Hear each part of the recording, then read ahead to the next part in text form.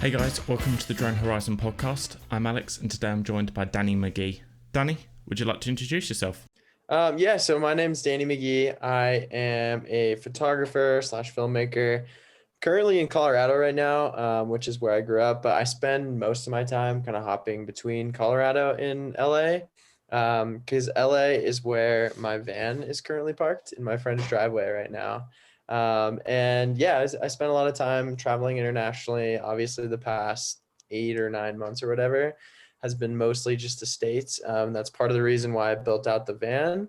But yeah, I do a bunch of work for different clients, done work for DJI, for Red Bull, Google, a bunch of different freelance clients, which kind of gives me the ability to kind of be wherever. I fly normal drones. FPV drones are my new obsession. Like ever since I started flying them, I like very rarely fly standard, like typical older DJI drones. But with certain jobs, I have to. That's kind of a little bit about myself. I do sometimes shoot on a regular Sony camera, but drones are way more fun. So most of my work kind of revolves around that. Cool. Well, thanks for taking time out of your morning to be with us today.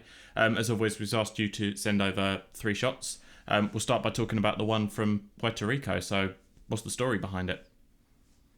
Yeah, so that was taken back in 2018, I think. And what I was doing there was I was filming a documentary about the effects of Hurricane Maria. Hurricane Maria happened about a year before we were there filming, and it was just still like it looked like the storm had happened like the week before. Puerto Rico is just, it's part of the US, but it's definitely a place that really feels like you're in a different country. And so I was working with a group that sends missionaries down there just to kind of show like how Puerto Rico is, and help get more help down there.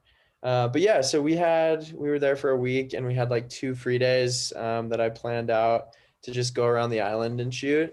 And the reason why I like that shot so much is because it was like super unplanned. We were on the west side of the island, and we had this spot that we really wanted to go to, and it was just like rainy, cloudy, just like was not looking good. So we just sat in the car for a while, like wondering what we were gonna do. And I got on Google Maps and just started like searching around the island, looking for random cool things, especially for drones. Like looking on Google Maps is such a good little hack to just try and find cool shots. Like 20 minutes later, I happened upon this really cool looking, what it ended up being was pineapple fields. But I found this really cool area, and we just decided to send it. So we drove like an hour back to central Puerto Rico, and drove past this little guard station. They were really confused on what we were doing, but drove past this little guard station, got in like among the pineapple fields, and then just threw the drone up, and it turned out being a really awesome sunset. I really like that shot just because it was so unexpected. It was shot on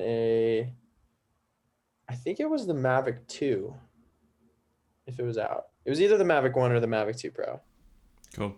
Well, it's interesting you say that with that one, it was an unplanned shot. A couple of the other guys that I've done the podcast with, it seems to be a reoccurring theme that people are aiming to go to particular places and end up taking a shot on the way, which was never sort of an intended shot almost, and that ends up being one of their favourites. So it's interesting you say that this wasn't somewhere that you'd necessarily originally thought to go. It was sort of like a spur of the moment thing. Yeah, I think all has to do with expectations. Even if you like see a spot on Instagram and you're like so excited to go there because it's so sick, you just like hype it up crazy in your head to the point where even if it's like the coolest place ever, it's not going to live up to that hype. So on the other hand of things, like if you don't expect anything, but all of a sudden you get this sick shot, it's like, yeah, it's way more rewarding. Yeah, definitely. I mean, this is a really lovely shot. You got some really nice sort of warm tones going through it, especially with the trees as well. So you say this was a sunrise shot or sunset? Sorry, Sunset. Yeah. sunset. Yeah, it's a really really lovely shot. With this shot, obviously, it's more of a portrait orientation. Was this something that you've taken horizontal shots and stitched them together in Lightroom, or was this taken as a portrait shot on the original Mavic? I think now that I'm thinking about it, I think it was the Mavic One, and I think it was portrait shot. Yeah, I mean that's one of the great things about the original Mavic. Obviously, you've got the opportunity to be able to take the portrait shots with it rather than just having to go horizontals and stitch them when you get home. Yeah, yeah. I wish they would do that with the new drones, but they haven't yet. Well, I think that's one of the rumored features for the Mavic 3. Really? Yeah, I've seen a couple of rumored pictures, and it looks like it's got the same kind of camera design as the original Mavic, like the round one. So hopefully they'll be able to spin it rather than it being sort of more boxy like the Hasselblad sensor. Yeah, that would be amazing. I use that so much. It's weird. Like our world is so vertically oriented. Like I try to force myself to take horizontal photos, but when almost every place you're going to be sharing is vertical, like it's just so tempting to film everything vertical and shoot everything vertical. Yeah, definitely. And then on to the second picture that you've sent over. It's from Lombok Island. Do you want to tell us about that one? Yeah, so that one was the reason I like that shot is not the coolest shot in the whole world, but that shot was taken on my first like big trip that I ever went on. I never did any international travel when I was growing up. Like the first when I graduated high school, I finally did an international trip. I went to Germany and then Iceland, and that kind of got me hooked on travel. And at the same time, I was getting into photography then. So yeah, just like I went on that trip after high school, came back, and I was already enrolled in school and college and everything. Went to a year of college, and just all I could think about was traveling and taking photos. So after that year, I was like, screw this, I can't do this anymore. And dropped out and then started working. Like, I think I worked 3 different jobs for like 6 months or so, saved up all the money I could, and then headed off to Asia. Had no idea what I was doing. Like, didn't have anyone out there. Was totally solo. I tried to convince friends to come, but they just were like, "No, why are you going to Asia? Like, I got stuff to do." But I was like, "No, like, it's gonna be awesome. I'm gonna travel and take photos." And anyways, I ended up going, and that was one of the last stops on my trip. I did Thailand, Myanmar, and then Indonesia. And yeah, it was just this little small island. It's called Lombok in Indonesia. It's right next to Bali, so it's super close. You can take a boat, you can take a plane, but it's really like low key. There's like not many tourists at all, and every single beach you see is like the most beautiful beach you've ever seen in your life, and there's just nobody on it. It's like such a beautiful island, and it's just you feel like you're there on your own. So anyways, that was shot definitely on my Mavic One. And yeah, it was just one of those beaches we found cruising around one day, just with a friend that I met traveling. So yeah, that's why that photo is super special to me. I keep going back to Lombok. I've been back like 2 or 3 times since then. And it really is like one of my favorite places I've been. So Is that you just going back specifically to Lombok Island, or have you gone back to Asia since then and sort of travelled more throughout Asia? I've done a little bit of Asia since then. I did a job where we were in Thailand, Cambodia, and then the Philippines. And then I went back again with a friend and did Thailand and Indonesia. And then just Bali specifically, I've been back 3 or 4 times in the past couple of years, whether it's for jobs or just meeting up with friends. Indo is just awesome. I don't know if you've been, but it's just like everything is so cheap. There's just beautiful beaches and mountains and volcanoes all over the place, and just so many cool people there. So yeah, it's a fun spot.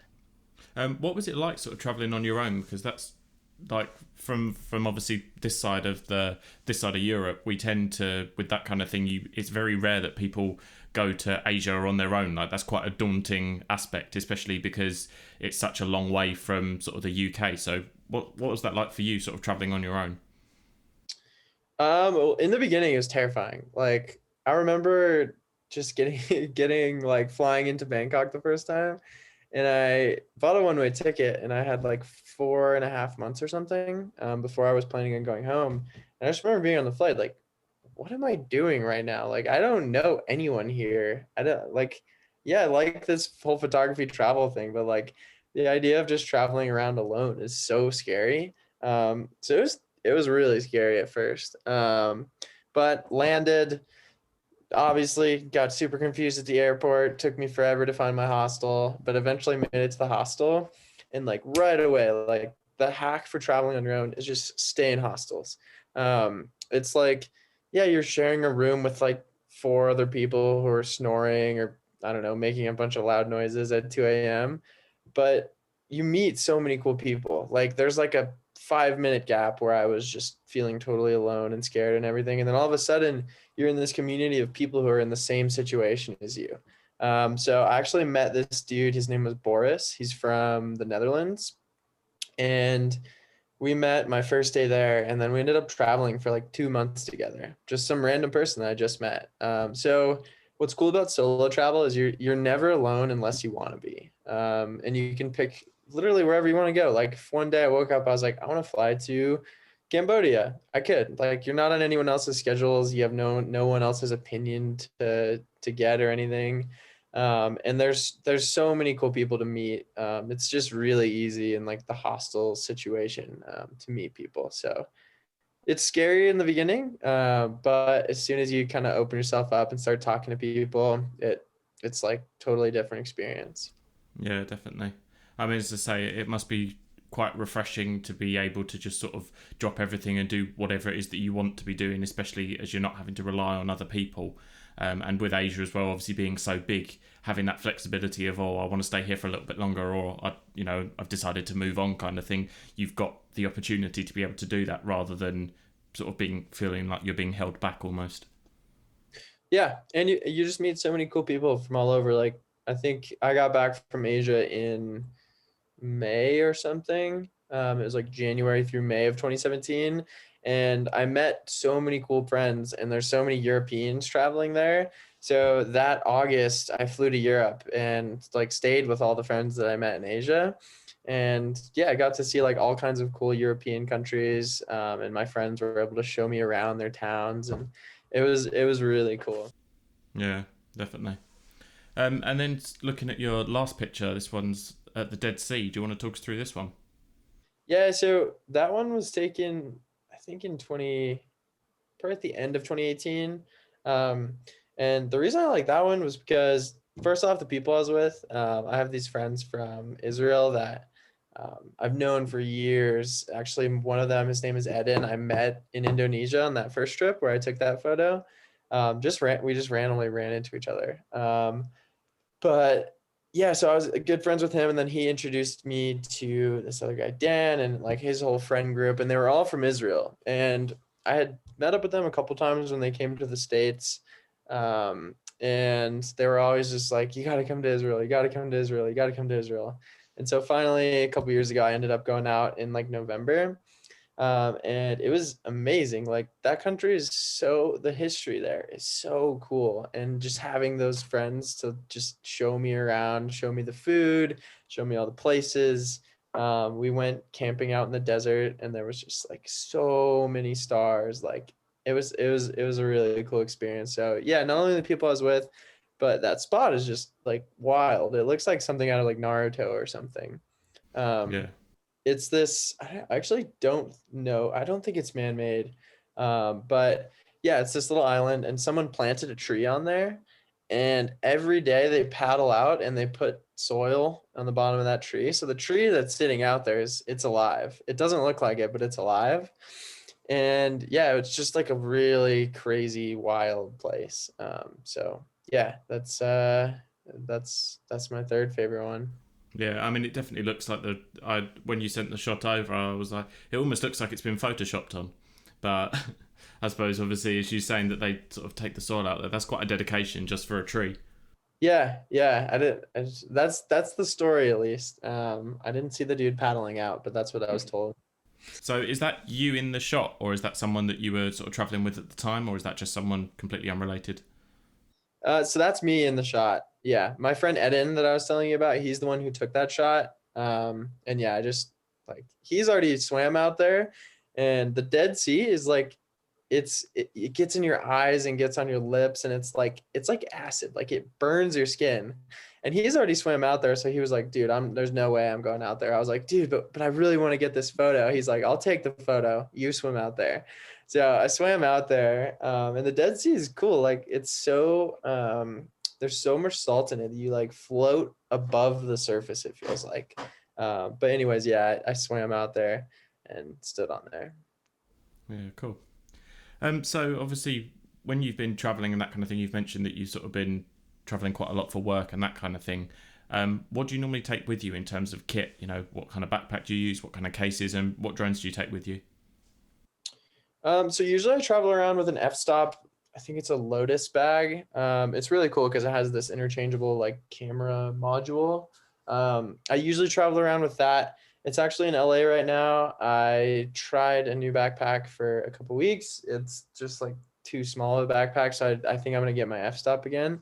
Um, but I usually use that as a bag. And then as far as traveling around, now most of my stuff is FPV. I actually sold my Mavic 2 Pro and got a Mavic 2 Air because there's definitely jobs where I need like a traditional drone, not an FPV. So I travel around with that, and then I have a Sony A7 III as my main photo DSLR camera. GoPro Hero 9 now that that's come out, and then the rest of my stuff is FPV. I have a couple different FPV drones. This one is a Cinewoop. It's like just a smaller drone. It's got these prop guards, so it's way better for flying close to people and in close quarters. Because if I was like flying this drone, which is my 5-inch, right next to someone, it would be way sketchier, and this drone would really mess someone up if it hit them. So it's good to have both, and just like, yeah, these are my two FPV drones, and I fly on the DJI FPV system. Cool. Is that another FPV one behind you as well? This one? Yeah, that's my first. That's my first FPV drone. RIP. It's totally destroyed. How did that happen? I like when I was first getting into FPV, I kind of like forgot that the batteries only last 4 minutes or so. So I was just having a blast flying it around, and it was like 300 feet up or something, and all of a sudden it just started dropping, and I was like, what's going on? And I tried the controls, it wasn't doing anything because the battery had just died. So from like 300 feet up, I just see this black dot just slowly going towards the neighbor's house, and it just boom, just like disappeared behind it. Didn't hear like a crazy thud or anything, so we're pretty sure that it didn't hit the roof, which was good. But then I ran down, and it was like embedded into their yard like this. So yeah, needless to say, almost everything was broken. So I just hung it up on the wall. So it's there as a reminder of previous times. Yeah, yeah. I got a couple drones up on the walls. Yeah, I think I'm on my 9th FPV drone or something like that. Wow. Well, it's obviously something that you're enjoying doing. I mean, I don't know anyone that flies FPV, so it's interesting to sort of hear your perspective on it and that kind of thing. I mean, the first time that I came across your profile was when DJI posted that one-shot video that you did. I think it was for a client. It was sort of somewhere tropical, and you fly through a hotel room and then down and sort of across a pool. Do you want to talk us through that shot? Yeah, so we were down there. That was my first international trip since February, and me and I think it was a total of 8 of us. Were down working for the tourism board in Cabo. So we were just shooting a bunch of content, doing a bunch of adventuring, all for the tourism board there for them to use for marketing, just to try and get tourists again, because obviously the like tourist economies all over the world are just totally destroyed right now. So yeah, we were there to kind of help promote that Cabo is open and it's safe again. And we were staying in this hotel. It's called Casa Dorada. It was this really cool hotel, kind of overlooking the beach. And the room that we ended up getting was right on the corner. So as soon as I got there, I knew I wanted to do an FPV shot just because of the open layout. I knew that I could get a line that would just like really be able to show off the hotel. So it was like, I think like the 5th day or something. We didn't have anything scheduled in the morning. So I was like, yo, you guys got to come over to my room tomorrow morning and we got to get this shot. So yeah, just opened all the doors and kind of staged everyone throughout. Like a couple of my friends were like cheersing with coffee, and it was just a fun shot. Like it was just kind of like supposed to be cliche and just funny. It's kind of funny because I ended up getting a bunch of shit about that, and when DJI shared it, just because like it was cheesy, but that's kind of what I was going for. So it was a super fun shot to put together. But yeah, I like to do these master shots with just a bunch of people. So it started out, I had someone walking through the hotel room, and then it went over them with coffee, and then down through the pool. I had my friend Parker dive in, and then staged a couple more people out by the water. And what's cool about FPV is like the reason I like it so much is because with one shot you can show like the huge big picture of everything. And then just because you have so much controllability, you can get super close to people, fly through hotel rooms, and just like show everything about a place. And luckily the room that we got was perfect for that. So I flew the Cinewhoop on that one. Yeah. Well, you were saying obviously that you were out there almost for work at that point. Is the sort of drone work that you do, is that what you do as a full, I say full time, but is that sort of what you do 90% of the time for work, or do you have another job and sort of photography and droning is sort of on the side of that? It's my full time. I haven't had a quote unquote normal job since it's probably been like 3.5 years, 3.5, 4 years. Been doing this full time, just kind of working freelance for different companies. Um, just in the past year and a half or so, I've really dived into YouTube, which has been awesome. So yeah, it's a full time job, and in the past, a lot of it's been drone work combined with Sony, but a lot of my recent work is FPV, which is really fun. So did you first sort of get into FPV, sorry, as a result of there being sort of a need for the work, or was it something that you got into and then sort of people started picking up on your skills and then decided to, use you for shoots and that kind of thing? In the beginning, it was just because I wanted to. I just saw like Johnny FPV's videos and stuff, and I was like, "Holy shit, this is insane! How do I do this?" So I got into it for that reason. But in the back of my mind, um, I definitely knew that there was a big market for it, just because the shots are so unique, and just being in like the videography, photography world for so long, just having unique shots and being able to do things that most people can't do is a really, really unique skill.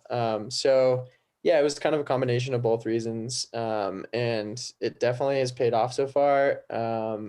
Yeah, like I said, the majority of the jobs that I get now are FPV. So how did you sort of first get into doing it? I say full time, but obviously, how did you sort of step into doing photography and droning as full time work? Did that sort of come from a sort of a hobby initially? Obviously, you mentioned that you were sort of into photography when you first went to Asia. When you came back from that, were you sort of doing it a little bit on the side and then decided to sort of almost go full freelance and then go from there? How did it sort of come to fruition? Yeah, so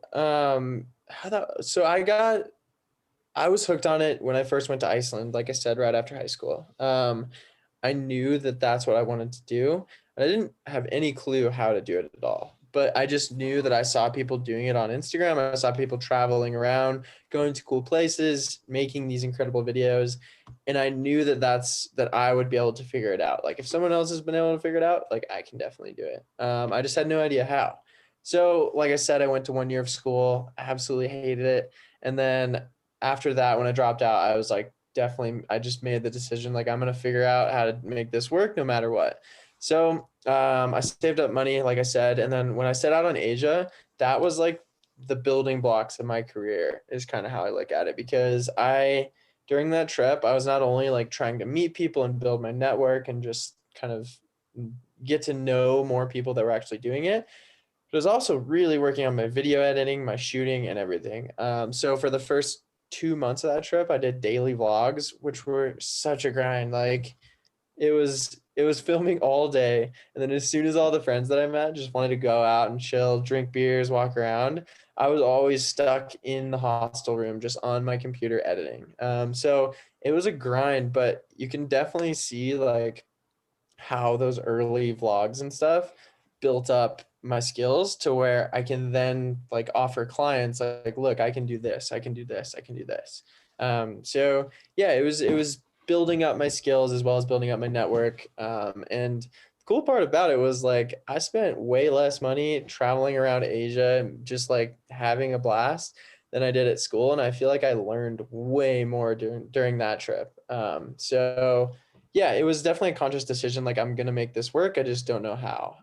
But since that trip, it just kind of snowballed from doing small gigs here and there, a few $100, a few $100 here, a few $100 there, and then just kind of got bigger and bigger clients, and then started kind of branching out to other stuff. So yeah, it was slow at first, but it was definitely one of those things where I like set out to do it, and I knew I'd figure it out. Like it's like any career. Like if you put the time and effort in, you're gonna make it happen. You just have to put those steps in. Definitely. So with the brands that obviously you work with, obviously you mentioned at the beginning that you've done stuff for sort of DJI and Google, those kind of caliber. With the brands that you work with now, was it a case of them getting in contact with you, or was it a case of you sort of going to them and saying, "This is what I can do"? You know, have you got any work almost? It's a combination of the both for sure. Google, they reached out to me for a campaign for their Pixel, and then I sort of pitched them on doing a couple different videos. For their they sent me a tablet at one point, and I was like, "Yo, this thing is sick. I'd love to do a video." And they were like, "Oh yeah, we're potentially interested," but nothing ever came from it. So I was like, "Screw this. I'm just gonna make this video and then sell it to them later," because I knew it was gonna be really good. So I made this video. It was just like about how the Pixel is like integrated into my editing process and everything. Sent it to them and said, "Yo guys, do you want to buy this video now?" And they were like, "Yeah, sure. This is sick. This is awesome." So it's definitely one of those careers where you have to kind of go out and work for stuff. But there's definitely a lot of cases too where I've put in enough groundwork where brands will reach out to me. Um, DJI, that specific example, I just developed a connection with their social media guy. He is like, um, yeah, he I got in touch with him through a friend, and then I hit him up, and obviously DJI has so many people hitting them up all the time. But I just sent him a bunch of my stuff and was just like, "Hey, I'd love to work together at some point. Here's my stuff." And just kind of over the course of like a year and a half or so, developed that relationship. And then he had an opportunity for a paid job, so he came to me. But yeah, nowadays it's probably like, I don't know, it's probably 50-50 where like I reach out to people or they reach out to me. But in the beginning, it was like seriously grinding like 20 emails a day, like all these different companies, just like nobody's going to find you basically in the beginning. So do you ever sort of turn down jobs, or are you sort of quite open-minded as to what you'll take on? Obviously, you've mentioned that you've worked for Google in terms of working with the Pixel. Obviously, that's quite a different kind of work to the travel photography and the stuff that you've obviously sent over. So is there sort of a line where you'll sort of not work with certain brands because it's not sort of your ideas that would work with it, if that makes sense? Yeah, definitely. And I definitely like every time that comes around, like either the brand just isn't going to resonate with my audience or I'm just way too busy at the moment. I definitely think there's a lot of value in saying no. And I feel super grateful to even be able to do that because in the beginning, the first couple of years, like I had to say yes to absolutely everything, no matter what it is. Um, like one of my first big paid projects, I was shooting this or it was a diffuser, like a essential oil diffuser, like this big ass like humidifier looking thing. They sent me like four of them. They're like, "Yo, we want you to take pictures of these in front of waterfalls." And I was like, I don't I don't know how this is gonna work. Like, how am I gonna pack these things out? So, anyways, like they were paying money, so I was like, okay, I have to figure this out. So I had a backpack, huge backpack full of humidifiers, and I was hiking to all these waterfalls, like taking pictures in front of them. Um, Whereas like now I probably would turn down that job because I'd just be like, guys, like this is logistically isn't gonna make sense. But yeah, there's definitely a line. Also the type of projects too. Like I will not do any more weddings. I like weddings pay really well. But I just kind of had a bad experience the last one that I did. So I will not do weddings anymore. I only want to do stuff that I am really passionate about because if I'm not passionate about it, the video isn't going to be as good and the client isn't going to be as happy. So yeah, it's one of those things where as long as you find the right clientele, and kind of build up that base in the beginning, then you can kind of diversify, or not diversify, just like hone in on your niche and what you like to do. I suppose when you start working for brands that maybe aren't your kind of interest, it becomes more like a job and less like an enjoyment. Obviously, with working with brands that you do enjoy and working for sort of travel and tourism, that kind of thing, it gives you the opportunity to go to places and you enjoy it a lot more than sort of something that you have to that you're doing because you have to, rather than something that you would do sort of anyway, and then as a bonus you're getting paid for. Yeah, exactly. There's, especially being in LA, like there's plenty of friends that live there that make way more money than me, but they are stressed out all the time. Like they have no free time. They can't ever travel. They can't do anything that they want to do. Whereas me, like I definitely make enough to just be comfortable, be happy, and only work on the stuff that I'm passionate about, which I would way rather have that. Because then at that point it becomes like a normal job again, that you're just showing up because of the paycheck, which is not why I started this at all. The reason that I got into it was because I really genuinely loved it. So yeah, it's always a balance, kind of just like not losing that initial kind of motivation for doing it. Sure. And obviously, with COVID this year, obviously you mentioned that you moved from LA to Colorado. Is Did you have sort of any big travel plans this year that have been postponed till next year, or did you not really have anything planned and you've just sort of traveled the US? Yes, I had a bunch of stuff planned. Probably the biggest one was a trip to Greenland. Me and my friend Jonah, we met through social media, and he's actually the one that I stay with when I'm out in LA. My van's parked in his driveway. He's a super talented filmmaker, and last September we filmed a pilot for a series that we want to produce. It's called Far and Wide. That's basically about like traveling to these far off remote places around the world. So we filmed the pilot in Mongolia, edited it, got it all ready. It's about a 25-minute long episode just about our trip there, and just kind of like we lived with these eagle hunters for like 10 days. So it's just a really cool like look inside their lives. But anyways, we wanted to do the second episode in Greenland, and obviously that was canceled. And on top of that, we had a deal with a distributor, this TV network that was going to show our episodes. But when COVID first happened, they're like, yeah, we can't do this anymore. So now we're just releasing them on YouTube. So we're not making any money from it. And we're hoping we can just like get enough like viewership to be able to make the next one. But yeah, we're just sick of sitting on it. So we're going to post it. So yeah, Greenland was definitely a big one. But to be honest, it's been fun exploring the States. There's a lot to see here. There's so many different landscapes. In the beginning of quarantine, I ended up building out a van. It took like 2 months, like the one I was talking about that's parked in LA. And we cruised around through Utah, Colorado, Arizona, California. We went up to the Pacific Northwest. And it was definitely tricky with COVID, just with all the regulations, but there's a lot to see in the US. So if anything, the whole pandemic was a really good excuse to explore the States. And it makes you appreciate what you've got sort of within driving distance as well, rather than always sort of traveling. I guess obviously with work and that kind of thing, you're traveling because that's what the client wants, but it's almost an excuse for you to explore what's around you and appreciate what you've got, as I say, within driving distance kind of thing. Yeah, definitely. So have you got any sort of advice for guys that are sort of just starting out in their photography and droning careers? Yeah, I would say one of the biggest things is just if you don't ask for the opportunity isn't going to come to you. Like for example, if you want to get into real estate photography or videography, you have to go out. You have to email like 100 realtors. Just be like, yo, I'll come out. I'll shoot your place for free. and we'll see where it goes. Or if you want to get into shooting cars, you have to go out and you have to email a bunch of dealerships and you have to go, hey, I'd love to shoot your cars. I'll do it for free for the first one.